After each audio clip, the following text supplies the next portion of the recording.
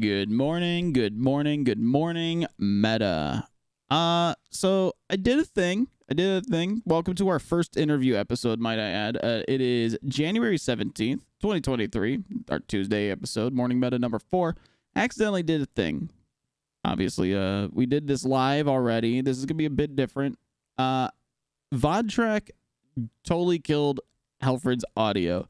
So we decided we're just going to run through the podcast again, but this time a little bit rehearsed, a little more refined answers, keeping it all natural. Alfred, welcome to the show. Thank you for having me. I didn't even ask you because like your socials, it's plastered horse, but the name is Alfred.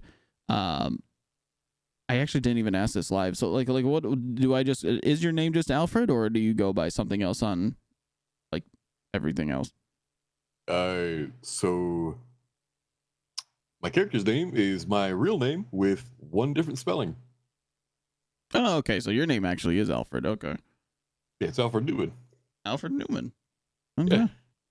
All right. Today I really wanted to hammer down on a topic that I don't see a lot of people talk about in great detail. Talking about permeating your character and what that means for you as a storyteller, what that means for a lot of people storytelling. And well, so Alfred was your first character, right? Yep, first ever made character. Right.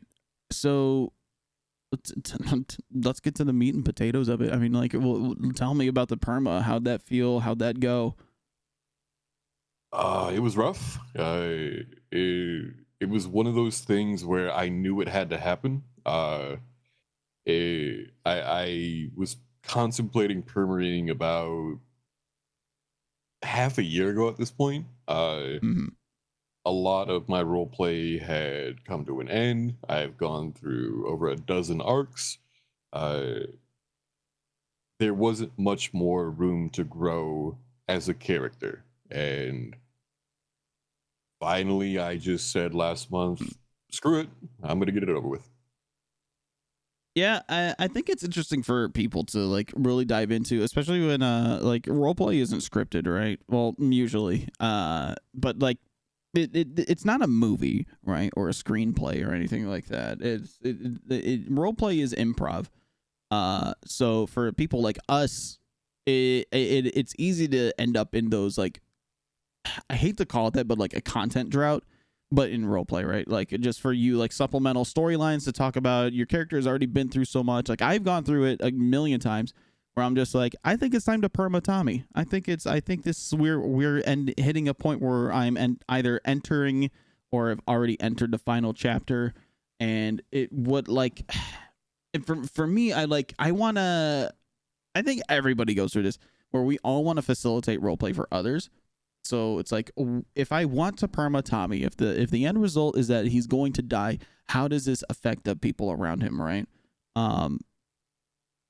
Especially for first characters, though, I feel like it's a good learning experience, because you have this character that is very grassroots. You might not know a whole lot about RP. You might learn a crap ton about how to roleplay, right?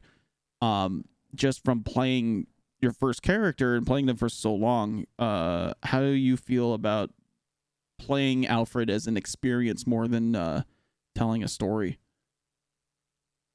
It was quite the experience going from, he was just a timid little man coming to a town because his original story was his father died in a trafficking accident in a helicopter, and he wanted to come to Los Santos to start a taxi business. And within 2 days, that entire storyline's gone. He's now a paralegal who is still timid, and within a few months, I could already experience that through this character, I've become a better person. I've changed socially. I can speak to anybody. I could speak, like, even in the real world now. I could go into a gas station, grab a drink, talk to the person behind the counter. There's nobody behind me. I'll ask them how their day's going. Right. Before roleplay, I didn't really talk to many people. feel like a good part of that is like I feel like that's true for a lot of people. Um, even like just like for streaming too. Like I've been streaming. It'll be 10 years in April. Um, Wow.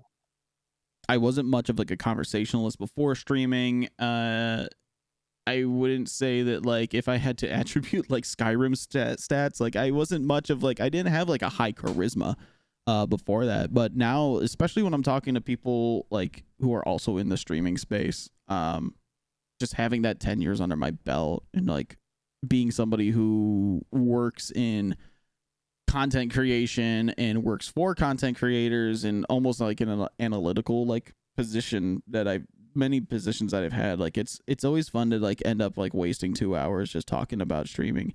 And with roleplay, it's like you're getting like this experience. Like you're literally, it's like going to school to talk to people in random encounters and random settings, right?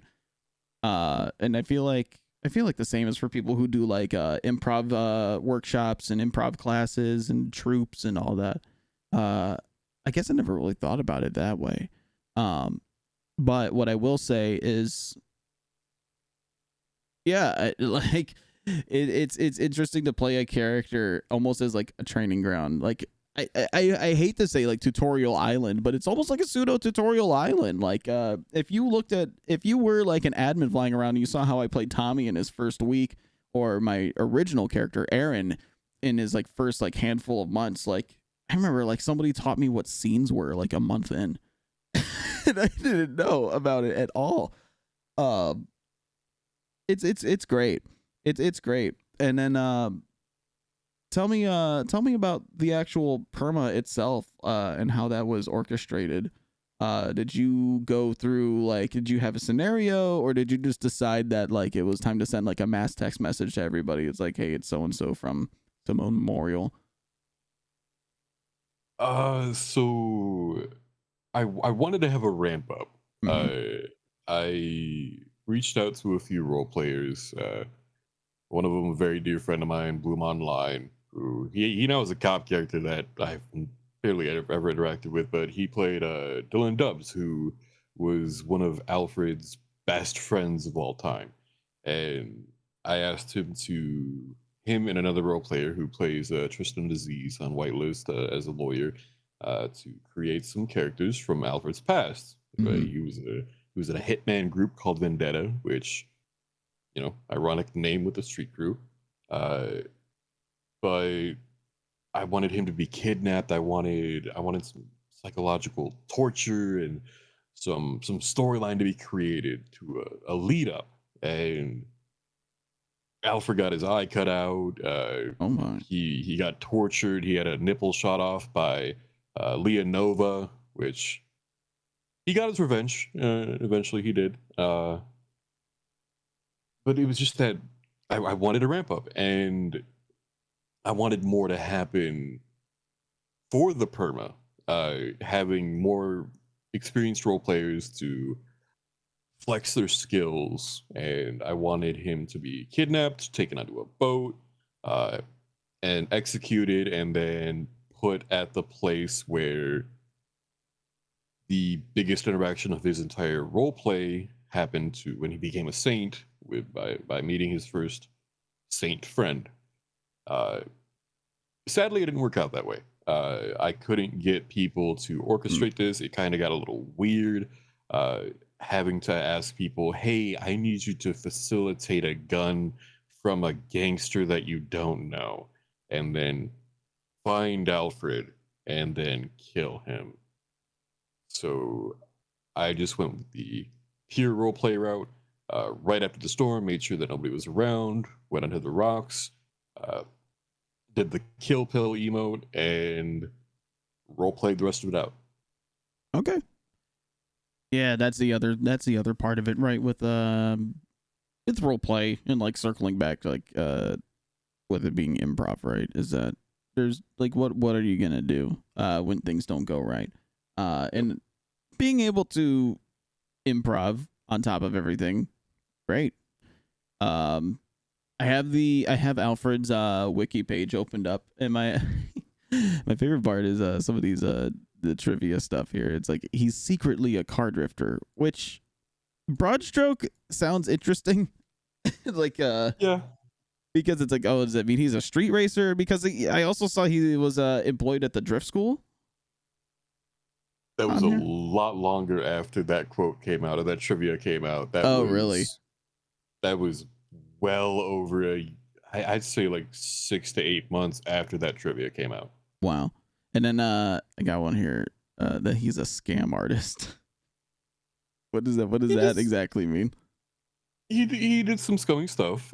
He would the biggest thing he did was he got enough money from uh his love interest at the time, which sadly she doesn't role play anymore. She quit that, but she gave him enough money to buy a Faggio scooter. Oh, okay. He thought with what Hayes was doing with their raffles and everything, they were raffling off an MK2 and they were making loads of money that you could sell raffle tickets for the Faggio. And his friend bought a few tickets and he was like, that's I'm getting a lot of tickets being bought right now. His friend mysteriously won it. He gave it to his friend. The next day, he got the scooter back and raffled the same thing off with nobody noticing. How long did that scam run for? I think he did it a total of 6 times over the course of 2 months. Jesus. And people bought into it. One person, one single person caught onto it and tried to make a court case out of it. But by then, Alfred was friends with every single lawyer. Okay. How much money do you think Alfred made off of that? Oh, he bought a prairie. I think that was like 60 or 70K with the money and was able to fully upgrade it and fully customize it. Damn. Holy crap. So lawyer friends. I also saw that he on here. So Alfred became a lawyer or a paralegal, rather. Yeah, so he became a paralegal within the first week of moving to Los Santos. He met Megan Wright and Reggie Might outside of City Hall. They were taking a bus to just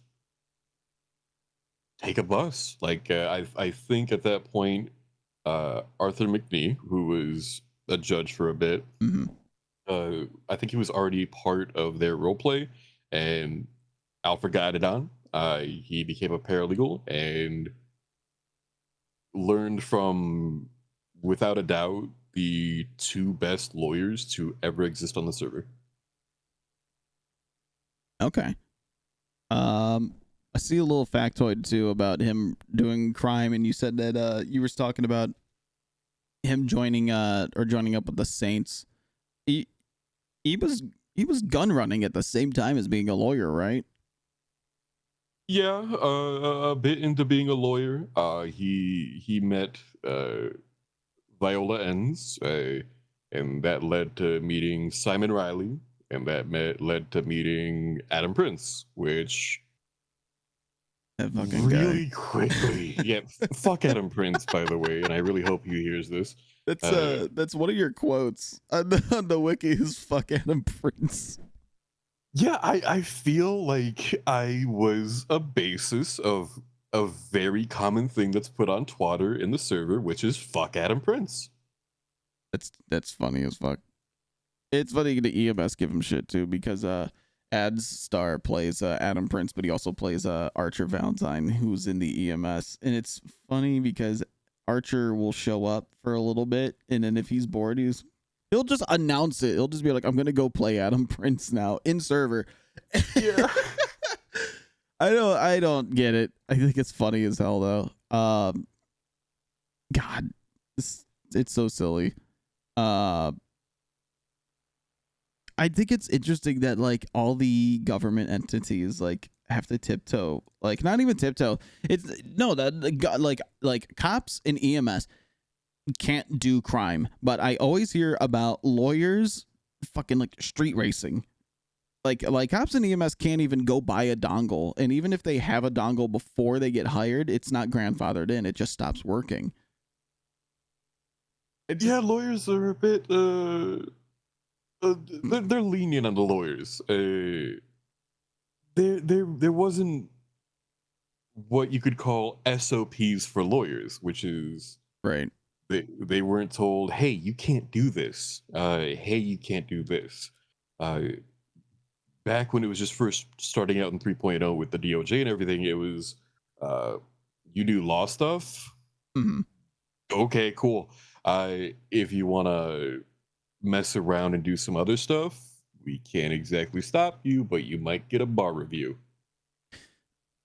That's so weird. It's so not weird, but it's so interesting to me because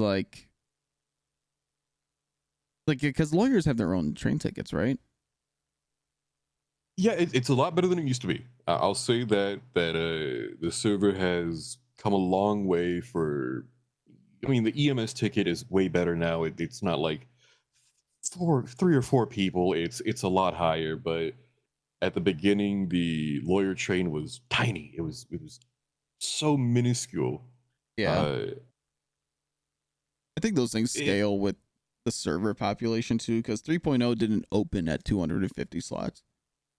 wasn't it like 150 or something or 100. I think it was like 100. I don't remember exactly. Um, I wonder if I could find that on the wiki. But yeah, the EMS train also got smarter because it used to operate off of who was on duty. But there's a good amount of EMS who have higher levels of prio. Um, but even though they're on their own quote unquote train ticket using the normal queue, it used to be that it would just see that there was 8 on duty and it would just block people from getting in. So we had to do a shuffle where everybody that was on their own ticket would have to sign out, let the person in, and then then whoever's waiting in the queue can get in. But thankfully now, because it got bumped up to 12, then it got bumped back down to 8. I think it got bumped back down to 8 though because the quote unquote the train conductor finally got smart, and instead of just going off of who's on duty, it actually just went off of who's on what ticket. So lately we've been having like 15 EMS on duty, because so many of them got in through the normal queue, and it left those other spots untouched. And I think that is what led to the cop queue. The cop queue used to be 80, up to 80 cops at one time using just on duty. But they got reduced to 40. On public, it's still 80, which is interesting to me. Because I mean, on public especially during like AU time, sometimes like per server you have less than like 10 cops on. But I see now especially having seen like the cop channels, when the time zone swaps from like NA to AU to EU, people are telling others like, hey, there are cops like waiting to get into the server that and you are outside your time zone, you guys have to go off duty, which kind of sucks. But yeah, but circling back, I think it's because like everybody's like the train tickets just all scaled with the server going from like 100, or maybe it was like even 80. I feel like I remember it being like double digits when 3.0 opened up. Yeah. uh Up to 250 now. I think all the train tickets, what's it called, scaled with that. Oh, but what I was trying to get at earlier, so could you use the lawyer queue to go be a corrupt ass lawyer? You just kind of had to go to cell reps if you were being beckoned no matter what. At the beginning, that's what it seemed like. That we were just allowed to mess about. We could do whatever we want as long as we replied. We could go fishing. When that came out, but as soon as we get a cell rep, we go back down. Yeah. Uh, that transformed over time. So the ticket went from, uh, yeah, you could do other stuff to make money, to uh, you can't even run a stall anymore. You can't even do Dean World stuff. Oh, You really? can't you can't go fishing, you can't go hunting, you can't do this. You have to be doing lawyer stuff at the entire time or get off the ticket. Uh, Oh, wow. which makes sense. It's a really uh high priority ticket. It's one that a lot of it's probably like EMS. You've probably seen a few people who are like, I want to become EMS. And when you ask why, they can't really come up with a good answer. We had paralegals like that come in Mm. troves. At one point, I think I had Alfred had 8 paralegals, and that he got within a few weeks of becoming a lawyer. And I, some of them were good people.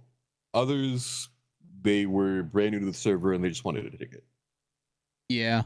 Uh, yeah, my story with like EMS was like I was kind of done with my criminal character because I played him on launch of 3.0 and I had friends I was playing with and then they all kind of fell off.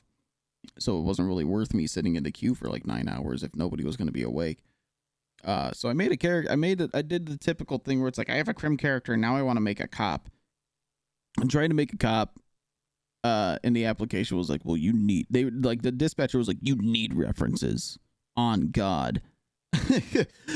And so the character went and worked at Dean World for a little bit, and then eventually became EMS. And for a while, I was actually like dead set. I was like, I don't think I'm gonna make this character a cop anymore. I really like the EMS stuff. And then just via Bundy Bunch things and like learning, like my character learning to seek out a higher calling and always improve on himself. That's where like the whole cop like interest in cop came from. um Thankfully Bundy helped push for Tommy to make to actually get interviewed. um but enough about Tommy, a little more about Alfred. And I guess you specifically, um when you're what's next for you now that Alfred's out of the picture? Like, are-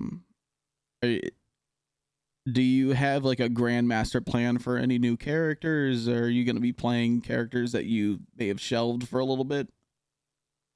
I've been thinking of going back to my paralegal character because I do, even though lawyers are not used as much anymore, uh, I feel like as these fines and everything get bigger, and and the cuffing mechanic where if they're in the cells, they're still going to be doing their time. People might be Yeah. utilizing lawyers more. That'll be nice. I have William Nutt, which uh, there are 2 other characters that have been made recently, which are his brothers, who are going to be gunning for EMS. So there's going to be 3 nuts going around, uh, helping out people. Uh, and we're gonna be called the Nutsack. We've already Oh decided God. that. Oh Uh, God. We have a and few we characters like that because was it there's Richard Jugs. There's another Richard in the EMS. I can't remember his last name. It'll pop in my head after this, of course. How do you feel about playing characters that are all related to each other? it's fun if you know them outside of the server. Like it's gonna be played by the person who plays Ryder Vert, and the person who plays Larry Essex, who I'm friends with from Alfred, and my current character Abraham. They know him already. They found each other and they Okay. became friends. Okay. So So I thought you I guess I misheard you because I thought you were saying that you were playing all these characters. oh no. Three different people. Wow. Little yeah. I did have Alfred. He had a brother, Hmm. and I recently deleted him. It he lasted about a week. He was going to join the condemned embassy, uh, but I deemed it kind of weird for him to have a brother that might interact with people that Alfred interacts with. Yeah, I'm kind of feeling that now because I play Tommy Malarkey and then the criminal is Aaron Malarkey. But with Aaron, the way I shelved him was that, well, I originally was gonna actually perma him because and he was also affiliated with Condemned way back when, because the leader of Condemned, I actually because I'm former esports production, there's actually a good chunk of people on NoPixel that used to play this game. Back in there was a game called Darwin Project. It was an awesome battle royale with a really cool concept of it being like a game show, and like Twitch chat could actually vote on things that would affect the game. But the guy who played what was his character's name? Derek Bogart. He actually had hired me to produce the show, so run OBS and scene switch and everything, shoutcast, and also shoutcast at the same time. And that's how I knew him. And so he helped me out with some like my earlier stuff in NoPixel, and then he stopped playing, and that's when I stopped playing Aaron. So I originally had Aaron like the blanket statement like, oh, he died in his sleep, and then there was like he was like Tommy saw it in the obituaries. I returned that character in that he had faked his death because he was hiding from loan sharks, like from like a mafia style like loan shark thing. And it's interesting because like I tried to leverage like he's in hiding as a way to not mesh characters, but it's inevitable. Like he doesn't use his real name, he just uses his dongle alias name. He doesn't store, he has no paper trail other than getting arrested like a week and a half ago finally. Like he puts all of his money in a casino, he doesn't use his bank. He only makes phone calls. He texts as little as possible. He tries to make phone calls and doesn't really do the payphone thing. But it's interesting to try and skirt around like server mechanics, because the server like just runs based on you using your freaking bank account, which sucks because you go get a car repaired and the dude at autos asks for your state ID. You're like, about that. Yeah.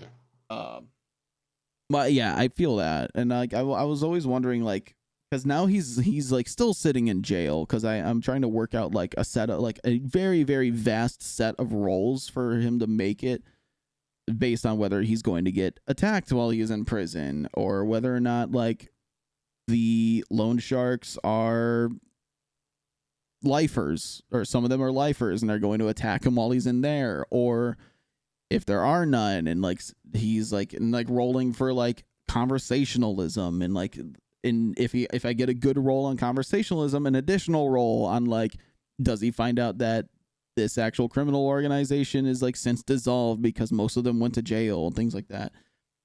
But if I'm wondering, I think I'm okay with permaing this character. One, because it's my first character ever, so there's like some things that like about him that are just never gonna go away. Like his first like loan that he defaulted on, like it'll never go away. It's annoying to look at in the phone. But also because like while you're playing a cool story and you're limiting yourself for RP, it gets tiring. Did you ever have like crazy restrictions on playing Alfred like that? I wouldn't say restrictions. Or like There, rules for yourself? I did have quite a bit of like I didn't want to act a certain way towards people, especially like my first few weeks. Alfred wasn't really treated the best by certain people. It, they it was just their characters. I know that for sure. Because these role players created different characters out of line that were just phenomenal compared to these that Alfred came across, and I didn't notice the difference at that time. Where it's like I couldn't differentiate between the character treating me this way or if it was the role player treating me this way. Right. So I created rules for both myself and Alfred for how to treat people, and how to act around certain people. Yeah. It's that just reminds me of like what is like the blank slate for making a role play character. It's like, I'm gonna make a character, and based on their first interaction with a police officer is whether or not they're going to want to become a cop or become a criminal. I feel like everybody has had this thought for a roleplay character. It's just like, if a character treats, if an officer treats my character badly, then I'm just gonna start doing crime. Or, you know, if an officer actually shows me the time of day and is actually like nice to me, then I will be a law-abiding citizen with the hopes of joining the unified police department. Which I Yep. don't feel like is a cop out. I feel like that's a good way to handle like your first character or first handful of characters. Um, but I don't know. I like having done it for. I mean, how long ago did 3.0 come out? Is it 2 years at this point? We're just at 2 years, yeah. I mean, Uh, for role playing characters and role playing for, I'd say 85% of the last 2 years. Like, I feel like that's just. I feel like it's too simple sometimes to make a character like that, or to just make a civ, right? Who just doesn't have an interest in robbing banks and driving fast cars. I feel like there's a good set of characters that do abide by stuff like that, or like characters and like characters that have rules and things like that, and like people who are mindful about what makes sense for the character. Love those people to death.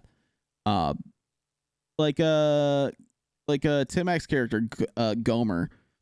That like that showed me a lot. Just watching like 10 minutes of that stream showed me a lot because it was a character that was doing crime, was making good money at it, but because of the nature of the character being this rough man, you know, from, you know, a very, you know, countryside-esque part of the island, he has all this money, so he's going to drive a tuner car, right? No, he's driving a rusty piece of shit pickup truck. And I'm like, that makes yep. total sense. Like, why would I play that character any different? You know, and then the casino arc happened where he was like a co-owner and he started wearing suits and stuff like that, and ended up with like tuner cars when the tuner shop opened up and was like doing liveries and all that. Remember, were you around that day when like a crap ton of liveries showed up in the server all at once, and the tuner shop gave like the top street racers like free customizations? So it was like it went from like a lot of cars that looked like local cars and like just default colors, to the next day, if you were just sitting at the Alta Street Apartments, you would just see these flashy, awesome looking cars in and out. This was like early. This was So obviously much early. color. This was early Everywhere. 3.0. But yeah, it was like, oh shit, I guess there's a racing thing today.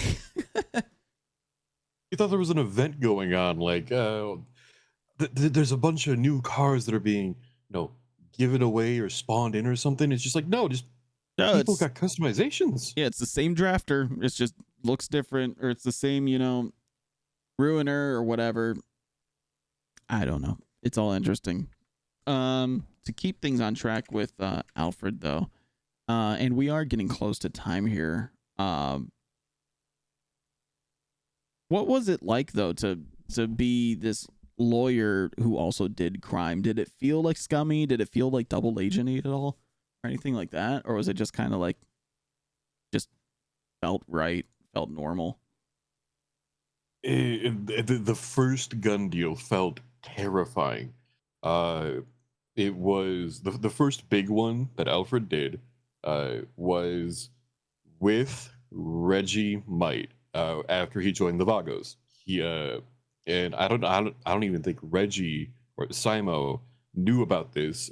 Alfred was entirely dressed in black, didn't speak a single word. Adam did the entire gun deal for it, but he was there for it, right in front of his mentor, the person who basically created who he was, and he's selling him fucking AKs and Mac 10s and all this stuff, like just the nines worth of weaponry. Uh, but soon after that, it just became fun, like uh, creating a gun deal with a BDMC member in Burger Shot uh, while eating a burger with him. It became fun and natural. Very interesting stuff. One last thing I want to go off of that's on your wiki here. This is in the trivia section. Is that Alfred is a stand-up comic at the Rooster's Rest with bad one-liners, and I think it would be a great way to put a nice little nice ribbon on this episode if you could give me a few of those if you have them. Let's see. I'll give you three that I can for sure remember. My wife told me to stop impersonating a flamingo. I had to put my foot down. Uh, hate it. I got fired from the calendar factory for missing too many days. Boo. One that got size was I want to die peacefully in my sleep, like my grandfather, not screaming and yelling like the passengers in his car. Oh my god. Okay. How do you sigh it? That one? That was actually kind of. The customers at Rooster's Rest were Damn just it. like, Damn it. no. Oh my god, why? Did you just have like an article, like just like a BuzzFeed article of like the top 10 worst jokes? I had a book that my father gave me that was written in like the 60s or 70s that I found in my pile of books, and I just grabbed it, put it on my lap, and when somebody wanted a joke, I opened it, picked one, and did it. It's like John Mulaney, but like the anti John Mulaney. Or no, who's the other one-liner comedian I'm thinking of? The guy, the stoner-looking guy with the glasses, right? Oh yeah.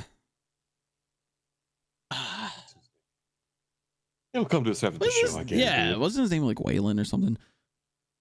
Or now am I just thinking of Waylon Gray? Am I just thinking of Preacher? Great character. Preacher is phenomenal character. Glad he got his church. Oh yeah. But yeah. Any social media you want to shout out? Stream channels, Twitters.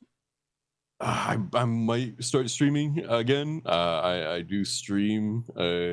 What even is my Twitch anymore? Alfred Newman TV. There's an under little what's it called? Underlined space thing. I'll give it to you in DMs. But my Twitter is Plastered Horse, reference to BoJack Horseman, and that should be about it. All right. Well, look forward to seeing what else you have on the horizon for Alfred. Looking forward to, or not for Alfred, sorry, for no, Alfred said and done. What you have in the future for your other characters and how you're going to take your previous experiences and elevate your roleplay. Yeah, should be fun. Alrighty. It's been Morning Meta number 4 featuring Alfred. Now we'll see you all on Friday, where we will talk about honestly whatever happens between now and then.